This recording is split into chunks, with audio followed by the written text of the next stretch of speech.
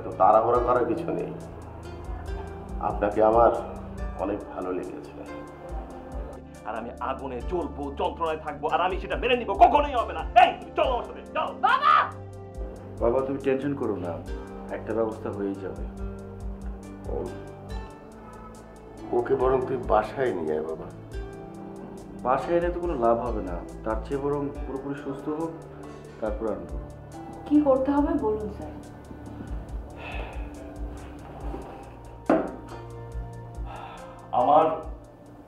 আমার স্ত্রীর সাবেক প্রেমিক।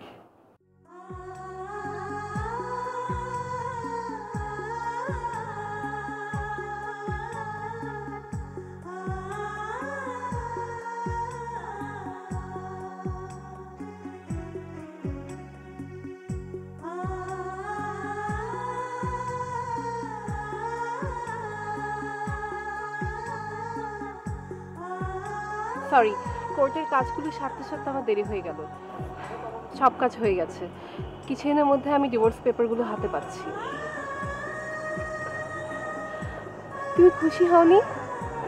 দেখো, ডিভোর্সের সংবাদ মোটেই খুশির কোনো খবর না। তুমি যতই হাইড করার চেষ্টা করো, কষ্ট ঠিকই পেয়েছো। আমার কোনো কষ্ট নেই, আমি তো একটা অমানুষের হাত থেকে নিজেকে মুক্ত করলাম মাত্র। তোমার কি মনে হয় ওই লোকটা তোমাকে এমনি এমনি ছেড়ে দিবে? ভয় পেও না, ও আমার কিছু করতে পারবে না। তুমি আমার পাশে আছো না? দেখো সূচনা, আমাকে যেতে হবে, হাসপাতালে জসিম ভাইয়ের কাছে টাকা জমা দিতে হবে। শাহেদ, আমি আমি না লেট করতে চাচ্ছি না। তাছাড়া আমি বাবাকে তোমার ব্যাপারে সবকিছু খুলে বলেছি। মাই গড, কি বলছো তুমি? উনি কি বলেছেন? উনি বললেন আমার উপরই সবকিছু। বাবা এখন আসলে আমাকে সুখী দেখতে চায়। কিন্তু আমি কি করব আমি তো বুঝে উঠতে পারছি না। আর আমাদের অভাবের সংসারে তুমি জীবনেও সুখী হতে পারবে না। শাহেদ, এই একই অজুহাত দেখিয়ে তুমি একবার আমাকে দূরে সরিয়ে দিয়েছিলে। আজ আজ এত ঝড় ঝাপটা পাড়ি দিয়ে আমি এত কষ্ট করে মুক্ত হলাম, তুমি আমাকে আবারও একই অজুহাত দেখাচ্ছ। না, আবেগ দিয়ে জীবন চলে না, বাস্তবতা অনেক কঠিন। আর আমি সবসময় বাস্তবমুখী। দেখো শাহেদ, আমি তো তোমার সবকিছু জেনেই তোমাকে ভালোবেসেছিলাম, তাই না? তাহলে আমাকে নিয়ে তোমার এত কনফিউশন কেন? আমি চাই না আমাকে বিয়ে করে তুমি অসুখী হও। চুপ, আর কোনো এক্সকিউজ না। তুমি শুধু বলো তুমি আমাকে বিয়ে করতে রাজি আছো কিনা, হ্যাঁ অথবা না। আরে পাগল হয়েছো তুমি? সবে মাত্র তোমার স্বামীকে ডিভোর্স দিয়েছো, অ্যাটলিস্ট 3টা মাস ওয়েট করো। কিসের 3 মাস?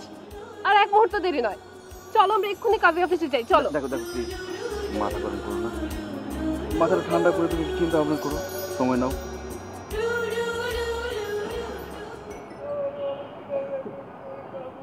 আচ্ছা ঠিক আছে, কিন্তু হ্যাঁ, তুমি এখন থেকে বাবা মার সাথে কথা বলে সবকিছু ঠিক করে রাখবে, ঠিক আছে?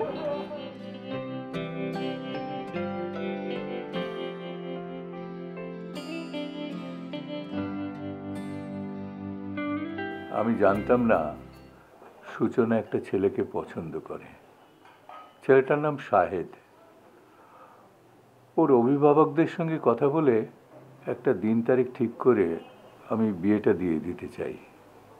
আঙ্কেল, শাহেদকে আমি চিনি, খুবই ভালো ছেলে। ও আমারই কোচিংয়ে শিক্ষকতা করে। তাই? তাহলে তো খুব ভালো হলো। তা ওর বাবা কি করেন? অবসরপ্রাপ্ত শিক্ষক, খুবই ভালো মানুষ। আর্থিক দিক দিয়ে আপনার সাথে যদিও যাবে না, কিন্তু তারপরও ফ্যামিলিটা ভালো, অতটা অসচ্ছল নয়। আচ্ছা, তুমি যেভাবে বলছো তাতে তো আমার আর অমত করার কিছু রইল না। দেখো বাবা, এই যাবার আগে আমি মেয়েটার হাসি মুখ দেখে যেতে চাই। শাহেদ খুবই ব্রিলিয়েন্ট স্টুডেন্ট, পাশাপাশি একটু ইগোইস্টিকও। ও নিজের পায়ে না দাঁড়িয়ে বিয়ে করতে রাজি হবে কিনা আমি বুঝতে পারছি না। বাবা, তুমি তো জানোই আমার এই এত বড় ব্যবসা, এটা দেখার আমি ছাড়া আর কেউ নেই। এখন আমার ইচ্ছা এই ব্যবসা, আমার বিষয় সম্পত্তি সব কিছু বিয়ে দিয়ে ওদের বুঝিয়ে দিয়ে আমি অবসরে যাব। তাহলে তো খুবই ভালো হয়। আপনি কোনো চিন্তা করবেন না, সব ব্যবস্থা আমি করছি। আচ্ছা, ওর অভিভাবকরা যদি সম্মত থাকেন তাহলে বিয়ের দিন তারিখ ঠিক করার জন্য একদিন তাদের মামার বাড়িতে দাওয়াত দিই। Good idea. হ্যাঁ, আমি তাহলে সেটাই করছি। দেখো বাবা, বিয়ের সমস্ত দায় দায়িত্ব কিন্তু তোমার। ঠিক আছে, আমি সব কিছু নিজে দেখে শুনে সব কিছু করব। আপনি শুধু দোয়া করবেন যাতে একটা শুভ কাজ ভালোই ভালো সম্পন্ন করতে পারে। টেবিলে খাবার দিয়েছি, চলো খেয়ে নিই। চলে।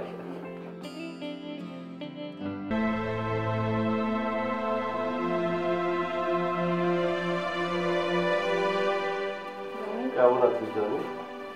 ভালো। তুমি কেমন আছো বাবা? আছি, আমরাও ভালো আছি। আপু, টাকা এনেছো? টাকা এনেছো? টাকা? হ্যাঁ এনেছি তো, টাকা এনেছি। আর এই যে তোর জন্য ফল এনেছি, এটা কেটে দেবো, খাবি এখন? না, আমার খাবার তো এটা না। আমার খাবার। শান্ত হ বাবা, শান্ত হ। এগুলো ডাক্তার দেখলে রাগ করবে। কুষ্টি গিলা ডাক্তারের। ওই শালারা আমাকে বেঁধে রেখেছে বাবা। Johnny please. টাকা দাও, টাকা দাও। আজ দিচ্ছি, দাঁড়া, থাম। কেন এমন করছিস ভাইয়া? তুই বল তো, তোর কি একটু বুদ্ধি হবে না কখনো? হ্যাঁ, এই নে। তোর কাছে টাকা আছে তো রে মা? আছে, আর হাসপাতালের বিলও আমি দিয়ে দিয়েছি। বুবু, আমার এখানে ভালো লাগছে না। আচ্ছা ঠিক আছে, শাহেদ আসুক, আজকে তোকে যেভাবে নিয়ে যাওয়ার ব্যবস্থা করবো, ঠিক আছে? বাবা, বাবা আমাকে এখান থেকে নিয়ে যাও। আমার তো সামনে এক্সাম, বলো কতদিন কলেজে যাইনি আমি। বাবা, এখানে আমার ভালো লাগছে না। আমাকে এখান থেকে নিয়ে যাও, আমাকে এখান থেকে নিয়ে যাও বাবা, আমাকে এখান থেকে নিয়ে যাও।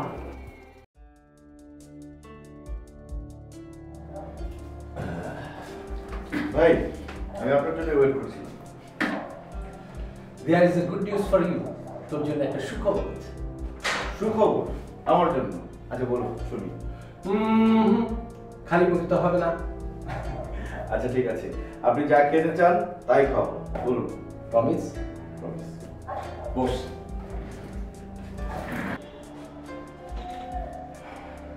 সূচনার বাবার সাথে কথা বলে এলাম। উনি তোর ব্যাপারে জানতে চাইলেন। আমি তোর ব্যাপারে পজিটিভ বলে ওনাকে রাজি করিয়েছি। জসিম ভাই, সূচনাকে আমি ভালোবাসি, কিন্তু বিয়ের ব্যাপারটা ইচ্ছে করে এড়িয়ে চলি। কেন? আপনি তো আমার ফ্যামিলির অবস্থা জানেনই। নুন আনতে পান্তা ফুরোয়, বিয়ে করে ওকে খাওয়াবো কি? আরে আরে রাখ তো। আমি ওনাকে সব কিছু বুঝিয়ে বলেছি। শুধু জানাই না, এখন থেকে ওনার ব্যবসা বাণিজ্য সব কিছু তুই দেখাশোনা করবি। উনি তার সমস্ত কিছু তোকে বুঝিয়ে দিয়ে অবসরে যেতে চান। ভাই, আপনি আমার বড় ভাইয়ের মতো দায়িত্ব পালন করলেন। আরে পাগল, তোর জন্য কিছু করতে পারলে আমার আনন্দ লাগবে। রাজ্য আর রাজকন্যাকে পেয়ে আমাকে আবার ভুলে যাবি না তো? ভাই, এইসব কথা বলে আমাকে আর লজ্জা দেবেন না। যতদিন বেঁচে থাকি সুখে দুঃখে আপনার পাশে থাকবেন ইনশাআল্লাহ। যাক, তোর মা বাবার সঙ্গে আলোচনা করে দ্রুত বিয়েটা সেরে ফেলতে চাই। ভাই, আমার মনে হয় কি, আপনি যদি আমার বাবা মায়ের সাথে বাসায় গিয়ে কথা বলতেন বিয়ের ব্যাপারটা, তাহলে ভালো হতো।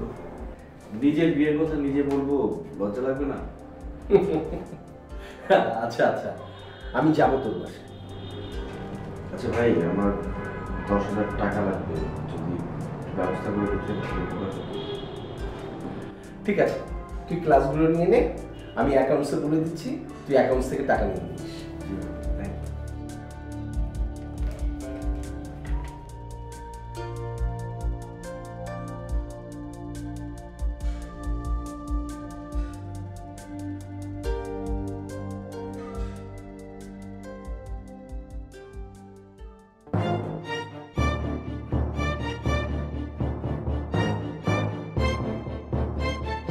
পেছনে। কিরে মামা, তোর তো দেখাই পাওয়া যায় না, টানে দাও নাকি? আর তাই আসুস না, মাল কি তোমারে একটা বিয়ে করলে আর আমাকে জানাইলা না? হ্যাঁ, আরে বিয়া না, মাদক নিরাময় কেন্দ্রে ভর্তি ছিলাম একটানা 30 দিন। অনেক গেলি কেমনে তুই? একদিন নেশার ভেড়া উঠছিল, তারপর মায়ের লগে উল্টা পাল্টা করলাম, এক পায়দানি দিয়া সোজা হসপিটালে। এখন কি আর তোর পিনিকে ধরে না? হয়, তবে অনেক কষ্টে নিজের কন্ট্রোল করছি। এই নেশার জগৎটা ভালো না দোস্ত, মানুষের ব্যক্তিত্ব নষ্ট করে দেয়। দোস্ত, তোরা ওই লাইন থেকে ফিরে আয়। চেষ্টা তো করি রে মামা, কিন্তু যখন পিনিকে ওঠে তখন আর কোনো কিছু ঠিক লাগে না রে মামা। শোন, তোদের গার্ডিয়ানের সাথে কথা বলে আমি তোদের ওই হসপিটালে ভর্তি করে দেবো, কিন্তু প্রমিস কর তোরা আর কখনো নেশাগ্রস্ত হবি না। প্রমিস কর। কি হলো বাবা, খাও, বসে আছো কেন? এই পায়েসটা তুলে দাও। না,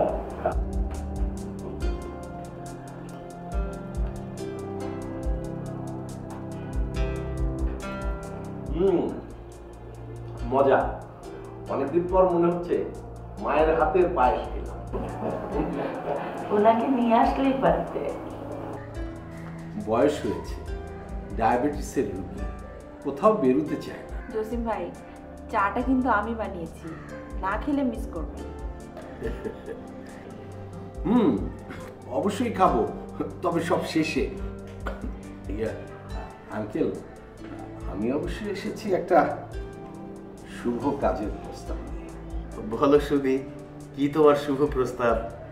আপনার বড় ছেলের জন্য পাত্রী দেখেছি, শাহেদেরও বেশ পছন্দ। বাবা, আমি বলবো বলবো করে সাহস পাইতেছি না। পাত্রীটি কে? শিল্পপতি আকরাম চৌধুরীর একমাত্র কন্যা সূচনা। কি বলছো এসব? আমাদের পরিবারে ওনার মতো শিল্পপতির মেয়ে বিয়ে দিবে? তো আমার কাছে আশ্চর্য লাগছে। ভাইয়া কি তাহলে আগে থেকে এই বিষয়টা জানতেন? তুমি ঠিক ধরতে পেরেছো, অনেকদিন থেকেই ওদের চেনা জানা। কই, সাহেব তো কোনোদিন এই সম্পর্কে কিছু বলে নাই। তাই তুমি কি বলো? তোমার ছেলে কি ওর সম্পর্কের কথা তোমাকে বলবে নাকি? কি যে বলো আর না বলো। জসিম, ওনারা যদি রাজি থাকে ঠিক আছে, আমাদের কোনো আপত্তি নেই, কি বলো?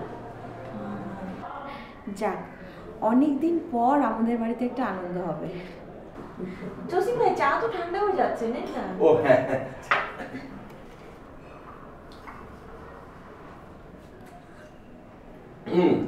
চাটা বেশ মজা হয়েছে। ও হ্যাঁ, শাহেদের পর কিন্তু তোমার বিয়ের পালা। আন্টি, আমার আবার একটু তাড়া আছে, আজ আমি উঠি। রাতে খেয়ে গেলেই তো পারতে বাবা। না, আজ না, নতুন বউ আসুক, তারপরে আপনার এই বাড়িতে রাতে খাবো। আসি আঙ্কেল। আসি, ভালো থাকো।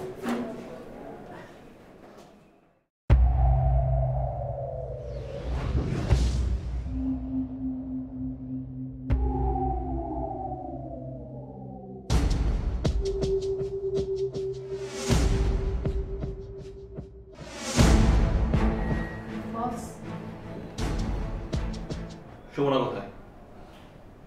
ওর বাসায় ফ্যামিলি পার্টি, তাই আসেনি বস। রকি আর বান্টি আমাদের টার্গেটে কি পৌঁছতে পেরেছে? বস, সব কিছু রেডি করে রেখেছি, শুধু আপনার অর্ডারের অপেক্ষায়। আচ্ছা বস, টার্গেটটা কি ঢাকার মধ্যে না বাহিরে? কাজের আগে এক্সট্রা কথা আমি একদম পছন্দ করি না।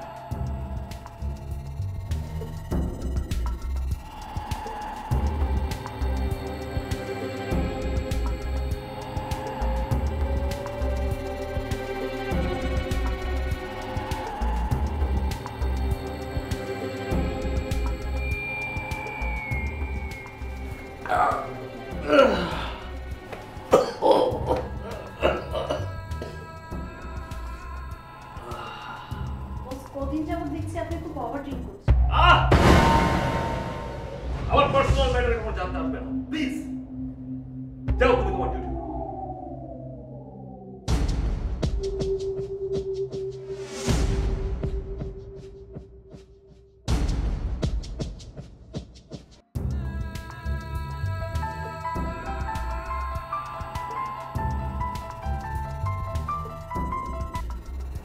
হ্যালো, কে?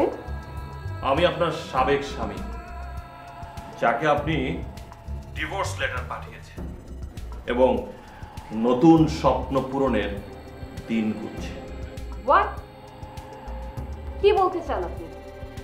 আপনার লজ্জা নেই? আমি আপনাকে স্মরণ করিয়ে দিতে চাচ্ছি কোন এক অতীতের কথা। আমি আপনাকে শান্তিতে থাকতে দিব না। শুনুন, আপনি যদি আমাকে কোনো রকম ডিস্টার্ব করেন, আমি কিন্তু তাহলে আইনের আশ্রয় নিব। আইনের ভয় দেখিয়ে কোনো লাভ নেই। আইন আমার কথায় ওঠে আর বসে। শেষ পরিণতির অপেক্ষা করুন। রাখলাম, বাই।